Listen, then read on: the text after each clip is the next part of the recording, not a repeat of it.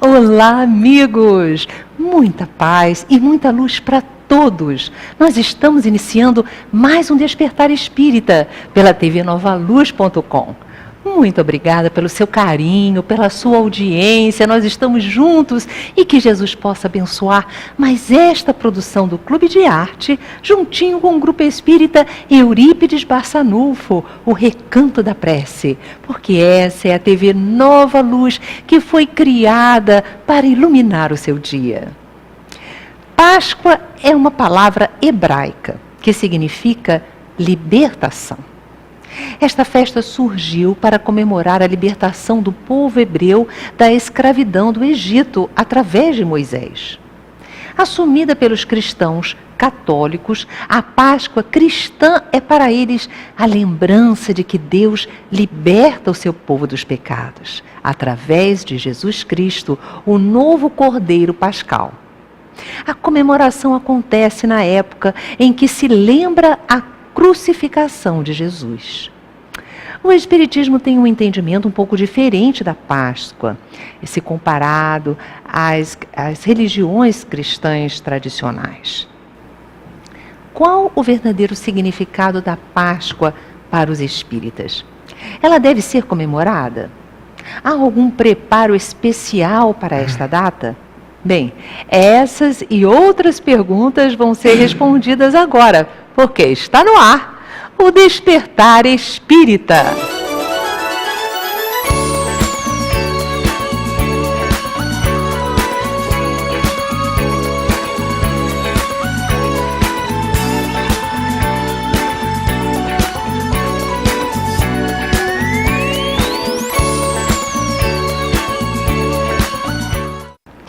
E hoje nós estamos aqui com a presença de um expositor espírita, que é o Américo Nunes. Américo, seja bem-vindo ao nosso programa. Obrigado. É uma felicidade estar aqui.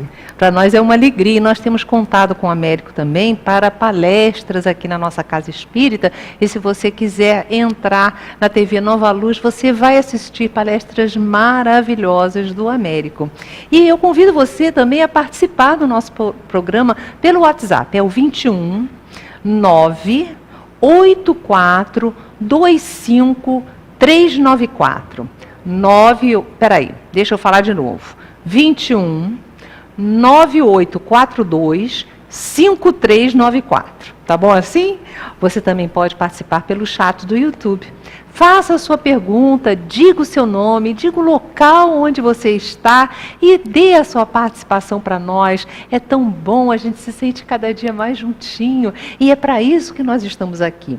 A nossa TV Nova Luz funciona como uma casa espírita virtual, porque não se tem ainda a quantidade de casas espíritas que possam dar aquele amparo a todos os companheiros que desejam estar nela. Então, olha só, você nunca mais está sozinho, é só você ir na TV Nova Luz e a gente está juntinho.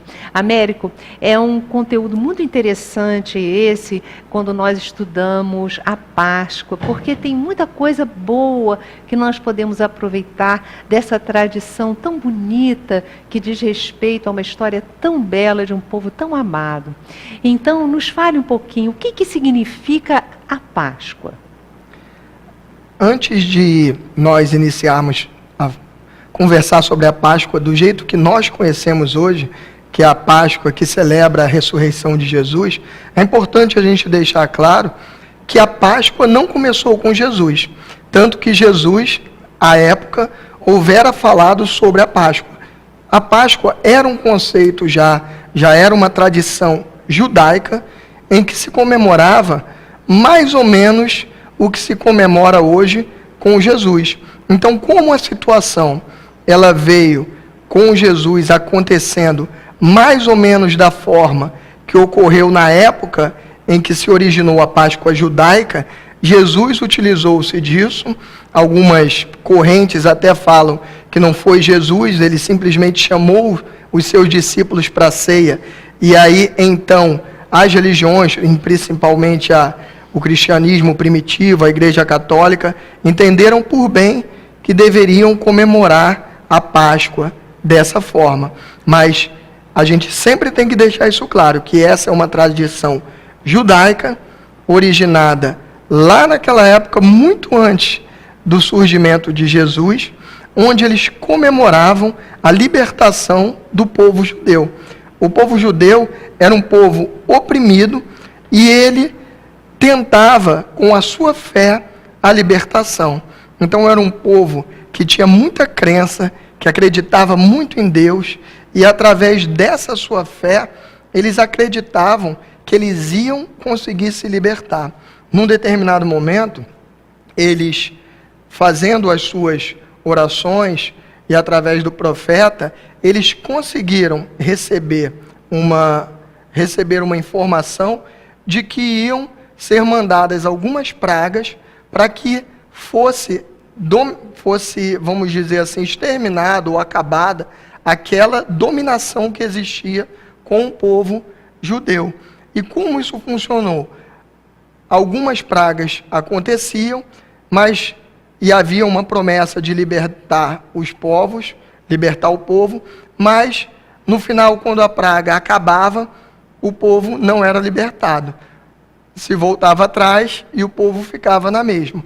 E até então que existiu a 10ª praga, que conta em Êxodo, tá tanto no capítulo 12 quanto no 23, o Êxodo conta para a gente que existiu a 10ª praga, onde iam ser retirados todos os primogênitos. Então a gente iria ter uma grande devastação no Egito, e todos os primogênitos, tanto das pessoas quanto dos animais, iam ser mortos. E para que os primogênitos dos judeus também não fossem mortos, eles receberam uma mensagem que eles precisavam passar um sinal. Então eles precisavam matar um cordeirinho de 1 ano de idade, em sinal de pureza, precisava ser um cordeiro de 1 ano para ser ainda um cordeiro puro, e esse cordeiro morto, ele iria dar o sangue que iria ser jogado em cima da porta. Então, conta a Bíblia que o anjo da morte passava e em cada uma das portas ele ia e matava o filho primogênito. E naquelas portas onde havia pingado o sangue desse cordeiro, ele pulava essa casa e ia para a próxima casa. E esse pular a casa, que é o símbolo, o Pesach, que justamente a tradução que a gente tem de Páscoa hoje, justamente pelo fato dele pular essas casas, essa grande festa teve o nome de Páscoa. Então essa é uma tradição bastante antiga, que veio muito antes de Jesus. Da época de Moisés, né? Da época de Moisés, para a gente tentar iniciar esse nosso entendimento sobre a Páscoa. E é interessante que, então, Jesus, ele realmente reuniu também os seus discípulos durante a Páscoa. Nós vimos a questão da última ceia. Mas antes eu queria que você falasse do significado, então, para os povos antigos da Páscoa, depois que foi o povo hebreu liberto do jugo dos egípcios, e ele saiu e passaram 40 anos... né? Aquelas pessoas passaram, olha as gerações que se sobrepuseram umas às outras até chegarem à terra prometida e ali se estabelecerem. E continuaram comemorando a Páscoa. É interessante que o povo hebreu, ele tem essa característica fantástica de manter viva a sua história, a sua luta. Fala-nos um pouquinho sobre esse significado, Américo. O povo hebreu, como você falou muito bem, ele mantém viva toda a tradição, né? Então eles têm essa característica muito importante dentro da sua cultura. E quando eles passaram por toda essa dificuldade, para celebrar isso, eles passaram a adotar a cerimônia pascal como mais ou menos o que aconteceu no momento da sua libertação. Então existiam 2 cerimônias. Era a cerimônia do pão sem fermento, que comemorava a passagem dos egípcios pelo mar, que foi aquele momento onde eles tiveram que sair meio que às pressas, então não deu tempo deles prepararem o pão exatamente como era, fermentado. E aí, por conta disso, até hoje, eles na Páscoa ainda comem o pão sem fermento. Essa é uma das cerimônias. E a outra cerimônia, que é a do cordeirinho da Páscoa, é justamente a cerimônia onde eles revivem essa passagem onde tiveram que sacrificar um cordeirinho para serem reconhecidos por esse anjo da morte, por essa 10ª praga que iria dizimar os primogênitos. Então, até hoje, existe a tradição em que um cordeirinho, ele é colocado, ou pelo menos deveria ser colocado, dentro da casa, no dia 10 de Abib, que era o momento em que iniciava essa comemoração, e ele passava dentro de casa, convivendo com a família, a família toda se apegava àquele animalzinho, criava um laço de estima muito grande, e depois de 4 dias, no dia 14 de Abib, eles eram obrigados a sacrificar e comer esse cordeirinho. Eles tinham que comer o cordeiro todo. Havia até uma licença dada aos judeus, que eles podiam, nas famílias menores, juntarem várias famílias para poder ser possível comer aquele cordeirinho todo. Mas essa tradição eles tinham que manter, de ter o cordeirinho durante esses dias, para poder se afeiçoar. Então, no dia 14 de Abib, eles sacrificavam. Esse sacrifício demonstrava o devotamento deles, demonstrava a capacidade de se sacrificar, porque para eles, que já estavam afeiçoados àquele animalzinho, era uma dificuldade, era uma dor profunda. Então, essa dor, eles reviviam as dores da época, esses martírios, esses sofrimentos todos, através da imolação, através do sacrifício desse carneirinho. E a gente entendendo, compreendendo e conhecendo essas tradições, fica mais claro, algumas passagens do Novo Testamento ficam mais claras para nós. Jesus como Cordeiro de Deus, né? A gente vai começando a entender algumas expressões idiomáticas da época que nós encontramos muito na leitura do Novo Testamento. Então isso nos aclara bastante, porque a mensagem fica mais inteligível para nós, não é verdade? Então, agora eu gostaria que você nos falasse como é que isso ficou na época de Jesus. Quando Jesus, porque ele já sabia, apesar dos seus discípulos não terem essa capacidade, ele tinha a capacidade de saber o que iria acontecer com ele. Então, ele sabendo que iria ser crucificado, ele sabia que iria ser traído por Judas, sabia que iria ser negado por Simão Pedro por 3 vezes, e sabendo que ele iria ter esse sacrifício, que ele iria ser crucificado, iria ter que abandonar aqueles seus companheiros que ele houvera convivido por 3 anos, também pegaram esse carinho muito grande, eles eram muito afeiçoados, eles eram dependentes de Jesus, precisavam do seu ensinamento, do seu carinho.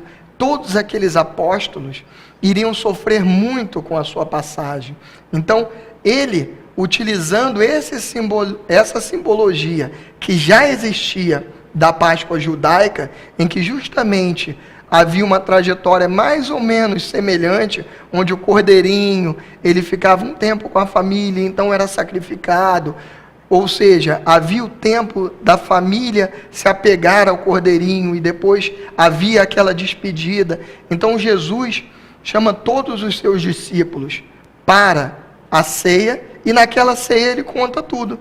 Ele conta, olha, eu amo muito vocês, mas infelizmente chegou o momento que eu vou ter que deixar vocês. Eu vou deixar vocês, isso tem que ficar bem claro, vou deixar na carne, porque ele mesmo prometera que ele iria continuar ajudando todos aqueles discípulos através do plano espiritual, olhando por eles, acompanhando o seu trabalho pessoalmente, mas a separação da matéria estava próxima, e ele sabia disso, ele sabia exatamente quais seriam os próximos passos da sua vida aqui na terra. Então ele chama os discípulos e fala isso, olha, vocês vão ter que segurar essa dor e, em minha homenagem, e algumas é onde há um pouquinho de divergência, não sabem se foi exatamente Jesus que pediu isso, ou se posteriormente colocaram isso em homenagem a ele, mas o que conta é que Jesus pediu aos seus discípulos: em minha homenagem, que estou morrendo, estou passando para uma outra vida, em homenagem ao sofrimento que vocês estão tendo, sabendo de tudo isso que já aconteceu, de quão próximo é da cerimônia da Páscoa, toda Páscoa vocês vão lembrar do meu nome, vão lembrar dessa ceia que nós tivemos, vão lembrar de tudo isso que nós vivemos e vão lembrar de como eu fiz a minha passagem. Depois, com a sua ressurreição, colocou-se o dia da celebração da Páscoa, propriamente dita, porque a Páscoa, a gente vai conversar um pouquinho mais daqui a pouco, a Páscoa, ela não é só o dia da Páscoa em si, ela tem todo o período preparatório e tem todo o período posterior, mas sagrou-se como o dia da comemoração à Páscoa, o dia em que Jesus ressuscitou, o dia em que Jesus voltou e apareceu, não só aos seus discípulos, mas começou uma série de aparições para diversas outras pessoas em diversas partes do mundo. Você falou que ia conversar daqui a pouco, mas eu queria puxar para agora, né? Essa questão da Páscoa. Até vou te perguntar a questão do coelhinho, como é que ele foi introduzido nisso aí, que a gente pouco conhece. Nos fala essa questão que você disse que iria abordar daqui a pouco. Vamos abordar agora. Tá. A Páscoa, então, não é só o dia da ressurreição, que é o domingo que a gente comemora com o coelhinho, com o ovinho da Páscoa, mas ela já vem desde 40 dias antes da Páscoa. Tradicionalmente hoje, a Páscoa que nós conhecemos, que é a Páscoa celebrada pela Igreja Católica e por outros cultos cristãos, essa Páscoa, ela inicia o seu preparativo 40 dias antes da Páscoa propriamente dita. E por isso é chamado de Quaresma, não é? Quaresma, exatamente. E essa Quaresma, ela começa na quarta-feira de cinzas, daí as pessoas terem que parar o carnaval. Na quarta-feira de cinza não deve-se mais pular o carnaval, mas ela inicia na quarta-feira de cinzas e ela vem até o dia da Páscoa. Essa série de 40 dias, os católicos, quem celebra essa data tão especial, que nós espíritas temos muito respeito por ela, e que, aliás, gostaríamos que fosse feita não só na Páscoa, mas em todos os dias do ano. Essa é a proposta do Espiritismo, que a gente viva essa tentativa de ligação ao Cristo, de ligação a Deus, todos os dias do nosso ano. Mas esses 40 dias em especial, para a igreja, para os cultos cristãos, são dias em que eles procuram estar melhores consigo mesmo, em que eles pretendem seguir mais a sua vida espiritual. Então, nesses 40 dias, eu estava até estudando com um bispo, ele diz que nós, com uma palestra dele, ele diz que nós, que queremos guardar esses 40 dias da Quaresma, nós devemos, primeiro, orar, intensificar as orações, orar muito mais nesses 40 dias, aumentar a quantidade de rezas que se faz na Igreja Católica, que nós devemos fazer penitência em relação à nossa alimentação. Significa que nós devemos escolher um alimento da nossa vida para durante aqueles 40 dias, e não pode ser aquele que eu não goste, tem que ser aquele que eu mais goste, justamente para mostrar que eu estou dando o meu sacrifício. Eu escolho um alimento que eu não vou ingerir, algo que eu gosto muito. Que eu não vou ingerir. Então, se eu, por exemplo, adoro doce, eu vou, naqueles 40 dias, me abster de comer doce. Eu não vou comer doce durante esses 40 dias. É o segundo preceito, vamos dizer assim, da Quaresma. Pede-se também que se leia um livro todo, do início ao fim da Escritura Sagrada. Então, Êxodo, Números, que se escolha, enfim, escolher um desses. Que se escolha um desses livros e se leia do início ao fim. Pede-se que nesses 40 dias se faça, e aí vai a quarta, que se faça muita caridade, que as pessoas façam algo de bom para o seu próximo, que ajudem, que vá a um orfanato, que ajude alguém que esteja precisando na rua, que vá a um asilo, cuidar de um velhinho, ouvir, porque muitas vezes a gente fala, eu não tenho dinheiro, então eu não posso ajudar ninguém. Mas quantas vezes o nosso ouvido é muito mais importante do que o dinheiro.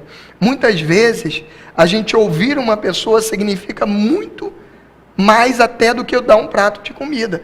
Porque se de repente chega uma pessoa para nós em desespero e a gente resolve parar um pouquinho da nossa vida material, que é sempre atribulada, para conversar com aquela pessoa, para ouvir aquela pessoa, isso acontece. Às vezes a pessoa depois chega para a gente e fala: poxa, eu estava disposto a me suicidar, mas como eu pude desabafar, como eu pude conversar e você me deu um novo ânimo, eu desisti. Então isso eu não tenho dúvida, que é muito mais importante até do que a gente ter um valor para dar um prato de comida. Não que não seja importante também alimentar o corpo, mas a proposta da caridade, isso aí também na igreja, é que se faça uma caridade que você possa. Se você não pode dar na parte material, que visite, que converse com alguém, que dê os seus ouvidos, que faça algo de bom ao próximo. Se você fizer isso,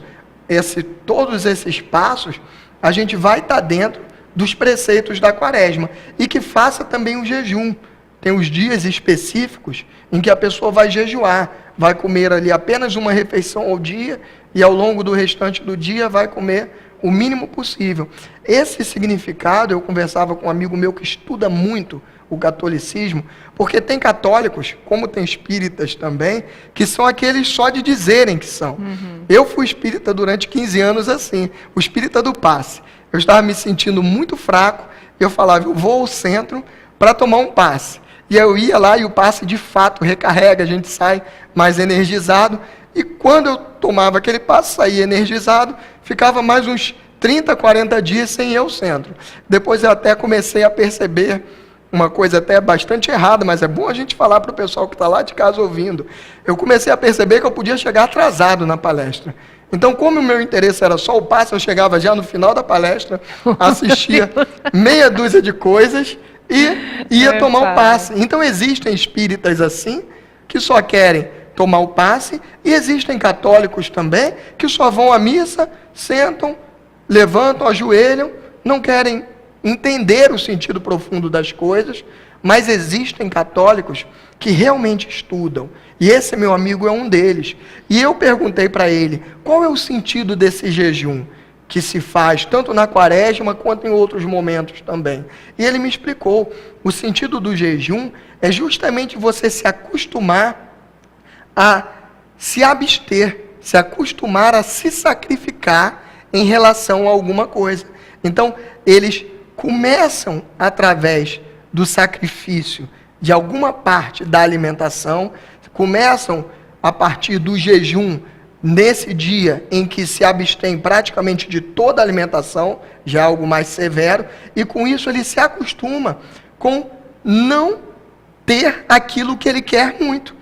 Isso espiritualmente é muito bom para a gente. Gente, olha, você falando isso, Américo, eu estava me recordando de pesquisas nos Estados Unidos, e lá tem instituições, universidades e faculdades que fazem pesquisas de 10, 20, 30 anos, né? O professor sai, se aposenta, mas o que assume a cadeira daquele professor continua com a pesquisa. São coisas maravilhosas. E uma dessas pesquisas é a respeito, na área da psicologia, que eu estive lendo, sobre o autodomínio. Então, eles fizeram uma pesquisa com crianças, e aquelas crianças que demonstravam autodomínio desde crianças, desde bem pequenas, até com a questão de chocolate, que eles chegavam, os psicólogos chegavam e davam chocolate e diziam para a criancinha do jardim de infância: olha, se você conseguir guardar o chocolate e comer só depois do recreio, você vai ter direito a mais um chocolate. Uns não conseguiam, comiam na mesma hora, outros conseguiam guardar. E eles foram acompanhando essas crianças. Bem, o final da pesquisa é que aqueles que treinaram o autocontrole, o autodomínio, sabendo que poderiam ter algo muito bom depois, aquelas crianças, quando chegaram adultas, elas tinham uma vitória na vida, conseguiam atingir níveis de conhecimento, de maturidade, e uma vida muito mais equilibrada treinada do que aquelas que não conseguiam treinar ou não queriam treinar o autocontrole. Então, o que você está me dizendo, que nós respeitamos muito essa tradição católica, é algo muito positivo. Todos nós, em determinados momentos da vida, deveríamos treinar o autocontrole da boca, o autocontrole, enfim, de tantas situações. Eu não vou mais falar coisas, não vou mais reclamar, vou passar uma semana sem reclamar, vou passar uma semana sem comer açúcar, uma coisa maravilhosa. E aí você chega no quinto objetivo da quaresma, que o quinto objetivo da quaresma é justamente esse, é escolher um vício. Então eles vão fazer essa penitência em relação à alimentação, vão ler um livro, vão fazer esses 4 que a gente acabou de citar. Lembrando isso, que o jejum é essa forma da gente começar a se acostumar, a dominar, a não ter tudo aquilo que a gente deseja, aquele impulso, conter o impulso. Muita coisa boa na vida da gente. Conter o impulso, com certeza. E o quinto objetivo deles é justamente em relação a um vício. Então se pede que o católico, durante a quaresma, ele escolha um vício, qualquer que seja.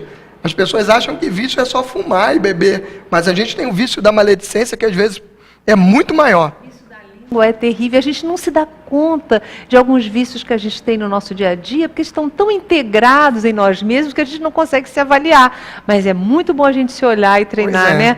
Neutralizar um viciozinho, que coisa boa. Eu não fumo, mas ainda falo mal de algumas pessoas, então a gente tem que perceber isso, fazer essa autoanálise. É verdade. Perceber que os vícios não são só aqueles tradicionais, fumar, beber, usar drogas, claro, que esses são horríveis e a gente tem que extirpar. Mas a proposta é que se escolha um dos vícios na quaresma, para que nesses 40 dias você combata aquele vício. Então, se eu tenho o vício de falar mal de alguém, eu vou me policiar durante 40 dias. Por isso que eu falei no início que a gente não só louva esse espírito católico em relação à Páscoa, como a gente gostaria que isso fosse no ano inteiro. Isso é maravilhoso, né? Para o nosso processo evolutivo, para a construção da nossa felicidade. Porque quem consegue passar 40 dias sem fazer alguma coisa errada, puxa, já ganhou, já vai conseguir não fazer aquilo a vida toda, né? Gente, olha, nós vamos fazer agora um rápido intervalo. Mas antes, fique com o musical Ser Criança, com Alan Filho.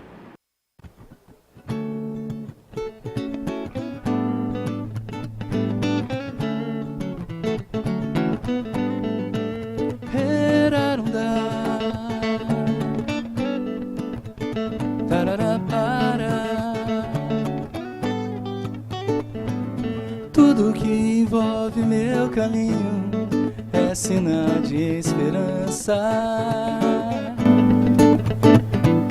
Mesmo quando caio, me permito erguer o coração. Pois então, como uma criança aprendendo a lição, correndo os mesmos riscos, não teme o crescer. Faz seu novo dia e deixa acontecer. Sua alegria é viver. Tudo que envolve minha vida é procura de harmonia. Mesmo quando surge a tristeza, não me deixo abater. Sendo assim, quero ser criança, sem medo de mim. Quero entrar na dança e nada temer. Fazer meu novo dia e ver acontecer. Toda a alegria de viver em paz.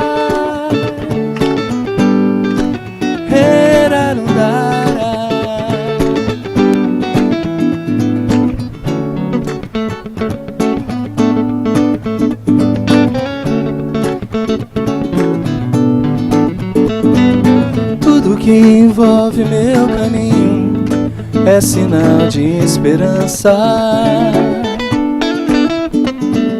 Mesmo quando surge a tristeza, não me deixo abater.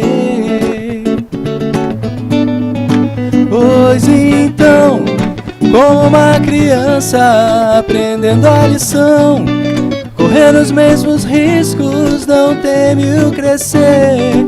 Faz seu novo dia e deixa acontecer. Sua alegria é viver assim.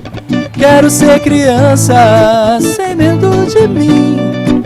Quero entrar na dança e nada temer. Fazer meu novo dia e ver acontecer.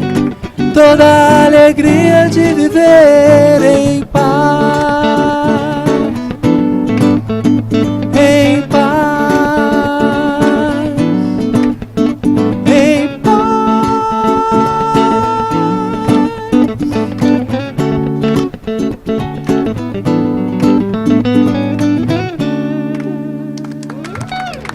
Obrigado.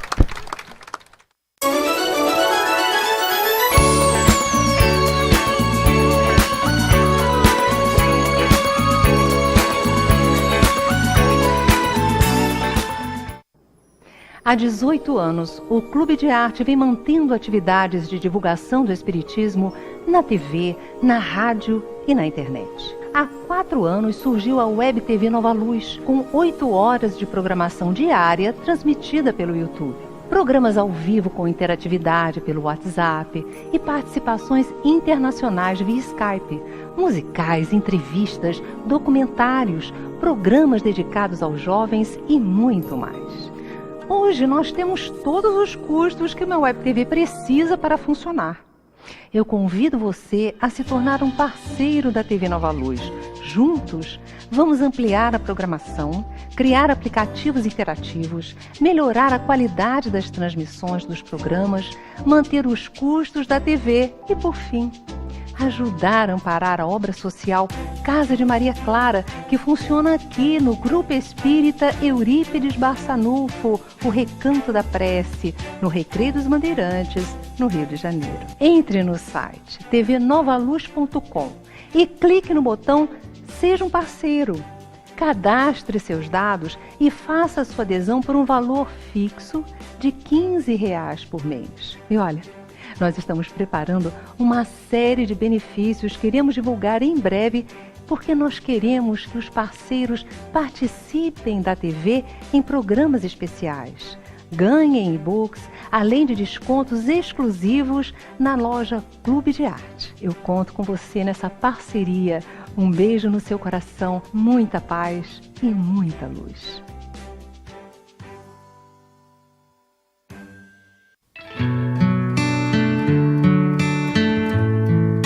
O Clube de Arte está lançando o livro Estamos a Caminho, da pedagoga Ana Lúcia Caetano. Vale a pena conferir esta belíssima obra. Ligue 0 operadora 21 3017 9800. Acesse loja.clubedearte.org. Clube de Arte, a arte espírita a serviço do bem.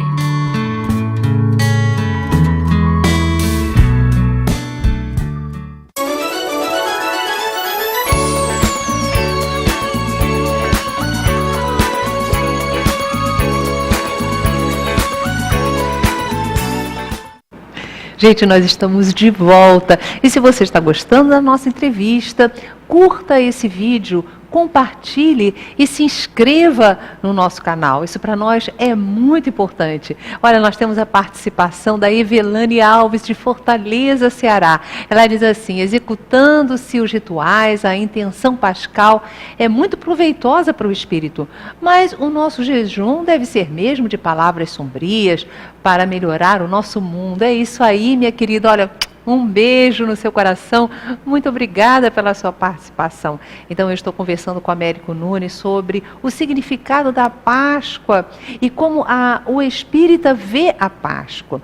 Eu gostaria de fazer a seguinte pergunta: o que o coelhinho da Páscoa tem a ver com toda essa história? Como é que ele entrou nessa questão? Então, o coelhinho, na verdade, ele veio da lebre, por conta da prosperidade, porque a lebre, como a gente sabe, até o próprio coelho mesmo, eles se reproduzem muito rapidamente. Então, por conta disso, ligou-se à prosperidade. Então, havia um costume de se entregar coelhinhos ou de se entregar ovinhos, e até disso que surge o ovo da Páscoa, de se entregar ovinhos de galinha, ovinhos comuns mesmo, pintados, colocavam carinhas e tudo, e entregavam às pessoas em comemoração. E aí por isso até hoje, só que a gente transformou, né? A gente não entrega mais o ovinho de galinha cozido, a gente entrega um ovinho de chocolate. Ah, eu acho muito bom, gente. Eu adoro aquele ovo de chocolate, é muito gostoso. Ainda bem que entregam ovo de chocolate, né? Porque apesar da gente ter desvirtuado um pouquinho o sentido da Páscoa, que o sentido da Páscoa para nós é a comemoração da ressurreição de Jesus. É a comemoração, principalmente dele estar aqui naquele momento conosco, encarnado. A gente sabe que foi um esforço danado para ele conseguir encarnar aqui entre nós. Então, a resposta a tudo isso, a nossa homenagem a ele, é essa comemoração que a gente tem. Mas tem também a parte comercial, que hoje é dos ovinhos de chocolate. Você até disse que tem uma história da sua mãe. Eu quero aproveitar e mandar um beijo para a nossa Vera Nunes, para o Américo também, seu esposo, o pai do nosso Américo, que são criaturas que a gente ama muito, companheiros muito queridos aqui da nossa Casa Espírita, viu? Ó, um beijão para vocês. Todas as Páscoas, e a gente, desde criança, a gente sempre ganhou o ovinho de Páscoa, mas a família não estava muito bem financeiramente. Naquela época a gente não é diferente hoje, né?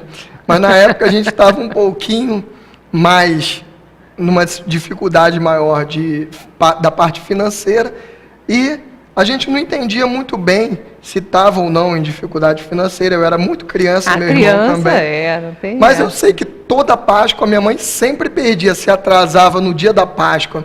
Ela perdia o ônibus e não conseguia comprar o chocolate no dia da Páscoa. E no outro dia ela chegava com os ovinhos. Eu e meu irmão éramos gulosos, tinha que ser um ovo grande. E no outro dia ela chegava com o ovinho, mas era um ovo todo quebrado. Pois é, todo pequeno, depois da Páscoa todo quebrado. E aí todo ano era a mesma coisa. Minha mãe, a gente, poxa mãe, o ovo está quebrado. É, meu filho, o ônibus estava cheio e o pessoal empurra para lá, empurra para cá, quebrou o ovinho.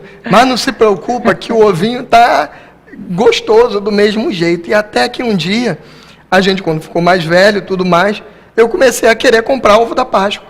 E aí eu percebi que no dia posterior à Páscoa, os ovos ficam bem baratos. Só que eles ficam quebrados. É aquele ovo que o pessoal que sem querer quebrou.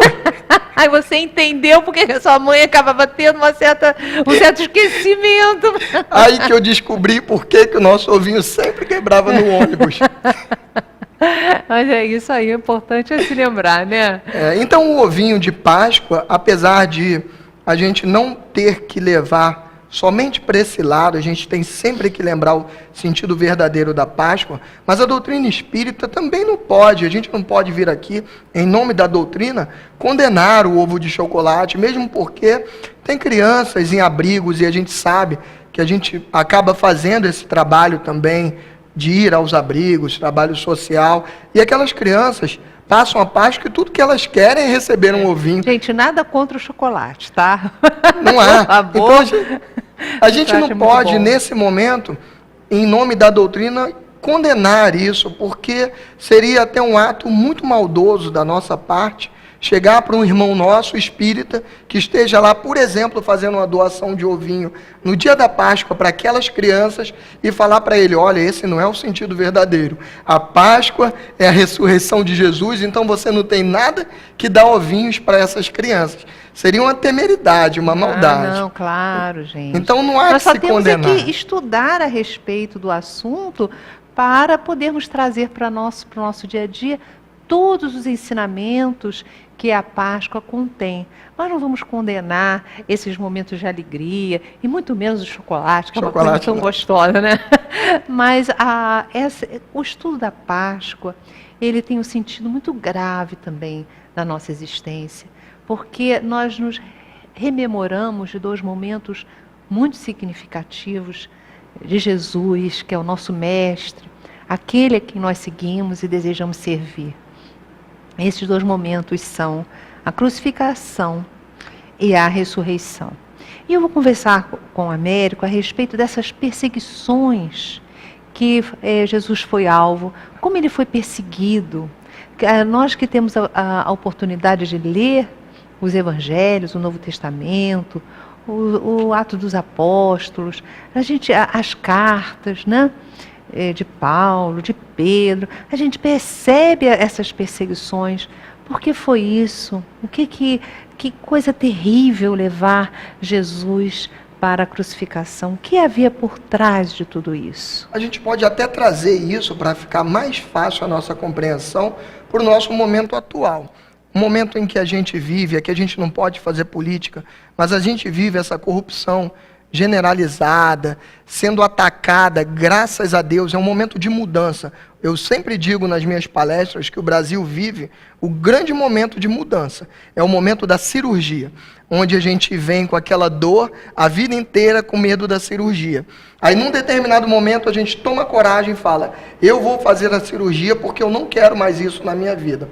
O momento da cirurgia é o momento em que você pode ter um problema com anestesia, ficar paraplégico, você pode ter um problema em alguma outra parte da cirurgia e morrer, é um momento crítico, a recuperação posterior a isso é um momento muito doloroso.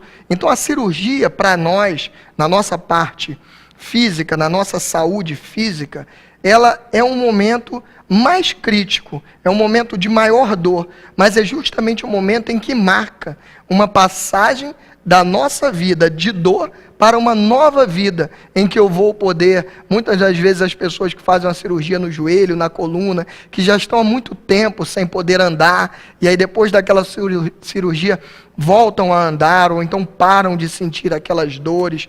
A cirurgia, ela é crítica, mas ela marca um novo momento. Assim é hoje, e é o que a gente vai usar para tentar explicar um pouquinho o que aconteceu com Jesus.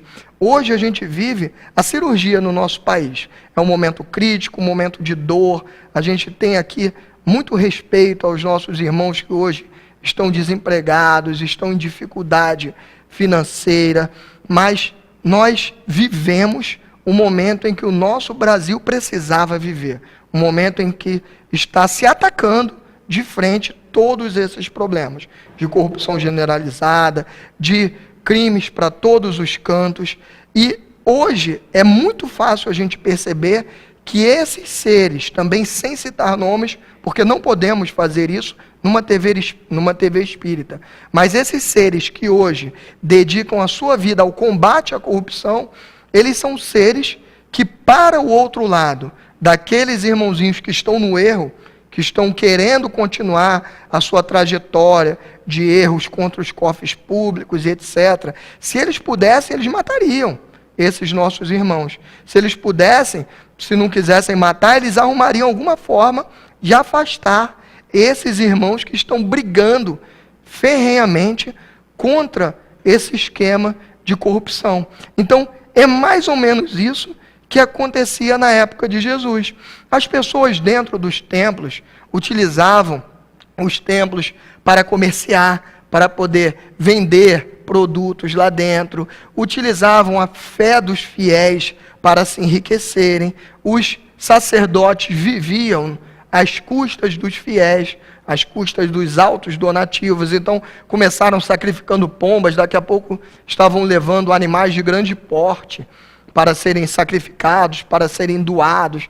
E todo esse sistema de vida em torno da fé alheia, de vida ociosa, às custas da fé alheia, ele era combatido por Jesus. Porque Jesus veio, num determinado momento, derruba as mesas dos mercadores e avisa, olha, aqui dentro do templo não é o local para se praticar o comércio. Aqui é a casa onde nós viemos para fazer nossas orações, para pedir a Deus. Jesus falava o tempo todo sobre as coisas espirituais, explicava que o que nos salvaria seriam as nossas ações. Quando ele fala a parábola do bom samaritano, ele diz que pouco importa qual é a religião, o que importa é aquele ser que por ali passou e ajudou o irmãozinho a se levantar, levou ele para uma estribaria, cuidou dele. Esse é o verdadeiro sentido da salvação. Só que quando Jesus traz essa verdade, tal como acontece hoje também, esses seres que hoje estão tentando melhorar o nosso país um pouquinho, livrá-lo da corrupção, eles não são bem vistos por aqueles que estão no poder e que precisam manter essa estratégia de dominação. Então, naquela época, assim como hoje, os seres que lutam contra a corrupção são inimigos do poder, naquela época Jesus era inimigo do poder, porque o tempo todo ele ia contra aquela dominação, ia contra a roubalheira que se fazia em cima dos fiéis, em torno da fé, o comércio com a fé, a venda, que até hoje, aliás, sem nenhuma crítica às religiões, mas sim às pessoas, mas que até hoje ainda há em algumas religiões em que se vende a fé, em que se vende um terreno. Tem pessoas que pagam até hoje por um pedaço de terreno no céu, por mais absurdo que isso seja, ainda se pratica isso hoje. Então Jesus era uma grande ameaça para o sistema daquela época. Eles precisavam condenar e crucificar Jesus em algum momento. E ele só conseguiu pregar durante esse tempo que ele pregou, porque Jesus era o espírito de maior luz que teve aqui na terra, era a maior sabedoria aqui encarnada. Então ele conseguia sair, porque já tentaram pegar ele muitas vezes antes. A gente tem, por exemplo, e a gente vai se limitar a um para não estender muito, a gente tem, por exemplo, a parte em que perguntam a ele sobre a moeda, se deveria ou não pagar tributo a César, porque tudo que queriam era que Jesus falasse que não deveria, para poder ir lá e crucificá-lo naquele momento. E Jesus, muito sabiamente, não podia dizer ali, colaborar com o que era feito em relação aos tributos, que já era também, da mesma forma que hoje ainda existe, eram feitos para fins ilícitos, etc. Jesus não podia dizer, vocês têm que pagar o imposto, porque ele estaria ratificando tudo aquilo ali que estava sendo feito de errado. E ele não podia também dizer que não era para pagar, porque se ele dissesse que não era para pagar, ele seria considerado um subversivo, iria ser morto naquele momento. Então o que ele faz de forma muito sábia? Mostre-me uma moeda. Claro que ele já sabia o que estava na moeda, mas ele falou, pegue uma moeda, vamos olhar o que está escrito e o que está gravado na moeda, qual é a imagem que vês? E responderam, eu vejo a imagem de César. Então pronto, dê a César o que é de César e dê a Deus o que é de Deus. Então não fosse essa sabedoria enorme que Jesus tinha para poder tentar se livrar daqueles entraves, daqueles embaraços que o colocavam no seu dia a dia, ele já teria sido crucificado há muito tempo atrás. Justamente por isso, porque ele representava uma grande ameaça àqueles sacerdotes, ao sinédrio, a todo aquele esquema de poder que era religião e governo, eram muito ligados nessa época, muito mais até do que são hoje, e ele representava uma grande ameaça a todo aquele esquema, à medida que ele falava sobre o que era a verdadeira salvação, sobre a proibição do que se fazer dentro do templo e etc. Então precisavam tirar Jesus. Olha, esse senhor que está aí, era como os sacerdotes pensavam, olha, esse senhor que está aí pregando, ele não está falando coisa certa não. Ele está impedindo que a gente faça o nosso comércio, está diminuindo o nosso poder, então vamos ver qual é a forma que a gente tem de se livrar logo desse Jesus. Então, penso que essa seja uma das principais, um dos principais motivos pelos quais Jesus foi crucificado. Tem outros, né? Mas esse é o grande motivo, por ele representar essa ameaça ao sistema dominante na época. É terrível e a gente pode encontrar nos evangelhos referências às perseguições que Jesus sofria. Vamos lá pegar no evangelho de Mateus, no evangelho de Lucas, no evangelho de Marcos, no evangelho de João, né? E a gente, essa leitura que é tão maravilhosa, tão edificante, nós vamos encontrar todas essas referências. Até que chega um dia que em Cafarnaum, Jesus decide que iria se entregar. E quando ele toma essa decisão, ele faz a sua última viagem, cercado por companheiros, por discípulos que o amavam muito. Ele tomou a decisão e ele vai descendo lá da Galileia, de Cafarnaum. Ele vai descendo da Galileia, passa pela Samaria e chega à Judéia na época da Páscoa. E nessa última viagem, grandes encontros, grandes vidas, grandes momentos nós encontramos de ensinamento e de amor de Jesus, e eu convido os companheiros a fazerem essa leitura tão edificante e maravilhosa para os nossos corações. Mas, Américo, aí a gente chega num outro momento também muito significativo que esses estudos a respeito da Páscoa nos trazem, que é exatamente a questão da ressurreição. Porque quando Jesus é morto, seu corpo é morto na cruz, há um entendimento de que ele ressurgiu em corpo de carne depois de 3 dias. E como é que é o entendimento que a doutrina espírita nos traz? Vamos falar sobre a questão da ressurreição, da reencarnação também? Vamos lá. A doutrina espírita, ela entende como legítimo o que está lá na Bíblia, porque a Bíblia fala em ressurreição de 2 formas diferentes. Ela fala da ressurreição na carne, que é o que acreditam que aconteceu com Jesus, que seria ressurgir no mesmo corpo, mas a gente tem que lembrar que Jesus, ele foi crucificado na sexta-feira e no domingo ele ressuscitou. Então, teoricamente, de sexta para domingo, ainda seria possível mesmo o retorno à carne se fosse necessário aquilo ali. Mas, em vários pontos, a Bíblia toca também em ressurreição, no sentido de ressuscitar em espírito, de voltar à carne. Quando, por exemplo, Jesus fala para a gente da ressurreição de João, que João, ele fala, olha, João era Elias, era a reencarnação. Então, ele fala em alguns momentos fatos que são, vamos dizer assim, inegáveis à crença da reencarnação. Porque era óbvio para todas aquelas pessoas da época que João era uma pessoa e que Elias era outra pessoa. Então, quando Jesus diz que um era o outro, e um era o outro quando ressuscitou, a gente não tem como entender esse ressuscitou como ressuscitar no corpo da carne. Todos conheciam Isabel, que era mãe de João, que era na realidade primo de Jesus, né? E todo mundo viu Isabel grávida, né? Todo mundo sabia que aquele corpinho tinha sido elaborado, né?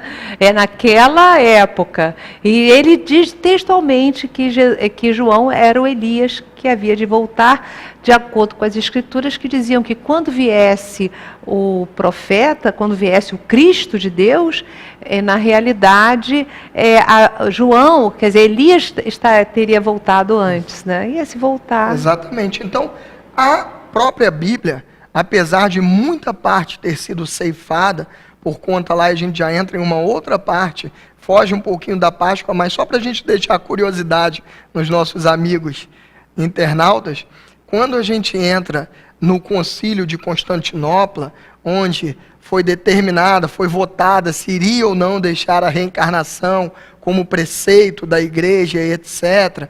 E aí foi determinado que não deveria. Há vertente que diz que não foi exatamente assim, então por isso que a gente não vai aprofundar tanto nesse assunto, mas o fato é que mesmo que tenham sido retiradas algumas passagens bíblicas, há outras que são inegáveis em relação à reencarnação. E aí a gente faz essa diferença. A gente chama de reencarnação e de ressurreição 2 fenômenos distintos, que seria o ressuscitar, seria voltar com o mesmo corpo, mas a gente vê como absurda essa hipótese, uma vez que ela contraria a ciência, e a doutrina espírita, ela diz para a gente que a gente não pode aceitar nada que fuja ao crivo da nossa razão. Então, quando eu pego um corpo que já passou pela decomposição cadavérica, já está lá décadas e séculos enterrado, já foi completamente, já acabou, desfeito. Já estão em outros lugares, de repente até compondo outros corpos. Outros corpos. E a gente diz que aquele corpo ali vai voltar novamente, isso é algo que foge um pouquinho à nossa razão. Quando a gente tenta imaginar isso racionalmente, a gente não consegue aceitar. Então, por isso a doutrina espírita diz para a gente que o que existe é essa segunda ressurreição, porque lá fala em 2 tipos de ressurreição na Bíblia. Ela diz para a gente que o que existe na maioria das vezes é a segunda ressurreição falada, que é voltar num novo corpo. Claro que a ressurreição na carne era possível em algumas hipóteses, porque a gente entende hoje, a ciência já explica para a gente os fenômenos da eu acho que é catalepsia, que é aquilo que o ser humano ele fica com os batimentos vitais tão baixos que qualquer um que examine superficialmente diz que ele está morto. E na época nem tinha muitos aparelhos, não tinha. Por isso que você falou que até 3 dias poderia, porque poderia ser um fenômeno cataléptico. Pois é, cataléptico. Né? Então, essa ressurreição, a gente só pode aceitar como passível de ser submetida ao crivo da nossa razão, se eu entendo isso em poucos dias. Porque depois de o corpo já estar lá enterrado mais de 10 dias, décadas, como falam, séculos, né? Porque nem existe mais o corpo, né? Não existe mais, então a gente desfez. não tem como acreditar em ressurreição do próprio espírito, do próprio corpo, mas só na reencarnação, que seria voltar o espírito, né? Que é o que a gente faz o tempo todo. A gente vai à pátria espiritual, fica um tempinho lá e depois volta para uma nova missão, recebendo um novo corpinho. Eu fico feliz, porque eu tenho a chance de na próxima vida receber um corpo um pouquinho mais bonito do que esse aqui. Mas olha, gente, é muito interessante que a doutrina espírita nos explica que do momento que os laços que ligam o espírito àquele corpo se rompem, não há mais possibilidade desse espírito retomar aquele corpo, né? Então, olha, o pessoal está falando aqui, eu não ouvi, pode repetir para mim? Ah, tá certo. Olha, o pessoal da produção já está avisando que, infelizmente, olha só, o programa acabou, viu, Américo? Já podemos encerrar o programa. Mas eu gostaria de dizer que foi bastante elucidativo, foi ótimo ter você aqui conosco. Américo é um grande pesquisador, ele aprofunda mesmo a temática e é uma alegria poder contar com você agora, nessa equipe de companheiros dedicados que nós entrevistamos aqui na TV Nova Luz. Então, muito obrigada, viu, Américo, pela sua presença aqui. Eu é que agradeço a oportunidade, né, de estar botando mais uma pedrinha nessa nossa divulgação da doutrina espírita. Muito obrigado. Isso aí, gente. Olha, muito obrigada pela sua participação, por você estar aqui conosco e até o nosso próximo programa. Um beijo no seu coração e até lá.